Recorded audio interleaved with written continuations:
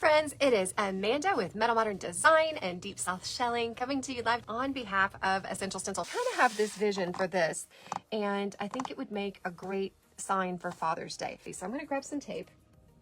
It's going to be a pretty neutral design, and I think it's going to be great for Father's Day. I'm just going to make sure this is on here, and then we're going to grab some neutral paint. So give me a moment. So I'm just going to lift that paint and offload.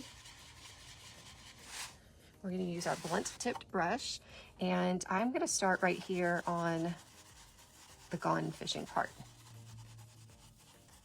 So I'll start back up top. This is blunt tipped, it's all flat, and so as I am coming across this, I'm making sure I hold it vertically, so it's just gliding right over the stencil. I'm using acrylic paint. This is going to be Master's Touch paint from Hobby Lobby. I like the thicker bodied paints.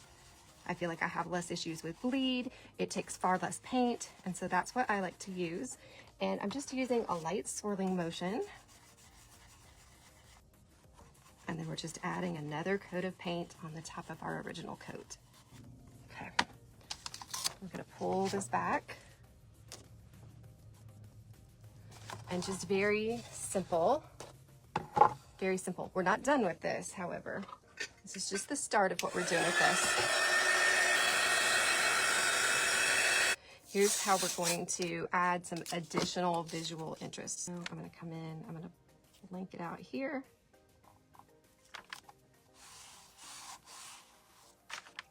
We're going to do kind of a thick line and pull off that centerpiece. So we're going to have this little spot here, and we're going to come around to the end down here, and we're going to do the same thing. There we go.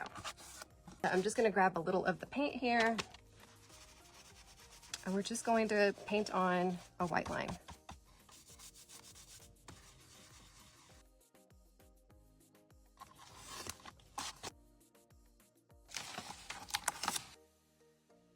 Just have a couple of lines, a very nice neutral. You can go bright, you can go not so bright, but you've got options. I had another idea. Let me pull some different things. I'm thinking about doing something simple but different. Now I want you to see, can you see how rough sawn this wood is? And so I would tell you, if you're gonna use one of these, take a few extra minutes and sand it a bit. I'm just gonna use a simple hand sander. This little hand sander, I got it here. We're gonna grab out some white stain. We're gonna stain this white. Just a pure white. It's gonna be particularly knotty, so we might need a couple of coats. Let's put this here. Let's dry this up. And we'll sand this back a bit. Okay. We're gonna come in with just another day in paradise. I think we are going to mix these two oranges. I'm gonna see if this one's too light, but let me show you the difference. I feel like this vermilion from Academy Acrylic is a bit more antique looking, and the other orange is very bright. There's just a subtle difference, but I do think I like this one better for a coastal look.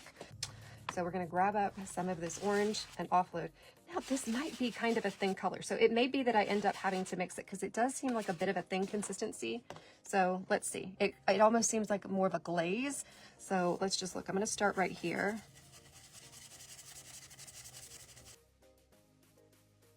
Just gonna get this down. And we could also come in with a different color on the top. So if you wanted to split the color up, you could do paradise in one color, you could create an ombre, you could do these two lines in two different colors. There's really a lot of different things you could do. I think that should be good. Let's pull it back. So far we've got just another day in paradise. So here's what else I'm gonna do here. I would like to come in with the smaller pieces here. And I think the orange and the navy, even the orange and the green, either of those, the turquoise, those would look really good together. And just for giggles, I think I will pull out a little of this Viridian. It's just called Viridian by Master's Touch. Okay, so we've got our blue mixed up right there. maybe slightly. I'm gonna turn him around so I can kind of see. We're gonna put him at the end down here. Okay. I'm gonna lift a little of that dark blue. We're just gonna start down here. That's kind of working. It would be more vibrant if I got a different brush that didn't already have navy on it. I think a subtle ombre is okay. I'll grab that deeper navy again and come back in from the bottom. Neat.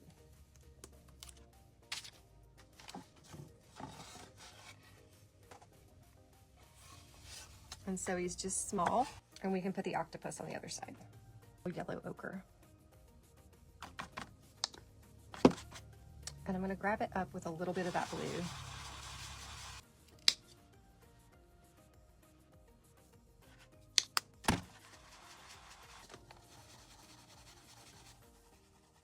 Kind of shift upward just to create a subtle ombre. There we go. And we've just got a simple, let me hold you up. We're not done. We're gonna add just a little dirt to it to finish it out. I'm gonna use, because I don't have one of those right now, I'm gonna shift over to this sponge that's dry. We're gonna spritz it with a little bit of water. And we're gonna grab up just a little of this Valspar Antiquing Glaze. And it's pretty dark, so you could come in with a lighter brown if you wanted to. So we've just got a little bit of it here. And we'll start by kind of roughing up our edges and kind of pulling this in around the edges. We want to make sure whatever we do to all the edges and all the sides. I'm grabbing those edges and sides a little bit more deeply here. And we just bring it in across the whole piece. For some consistency, you can leave some darker areas and some lighter areas for a more authentic look. Or if you don't like that, you don't like darker and lighter, just thin it out with a bit of water and it pulls it right back off. And now it just looks a little weathered. What do you guys think? Me personally, I like it just a little rustic. Okay, so we've got just another day in paradise using our small seahorse and octopus. Hold it up one more minute. And then we have got Gone Fishing using a similar board. And so look, I appreciate you guys spending part of your night with me, and I will see you soon. Bye now, friends.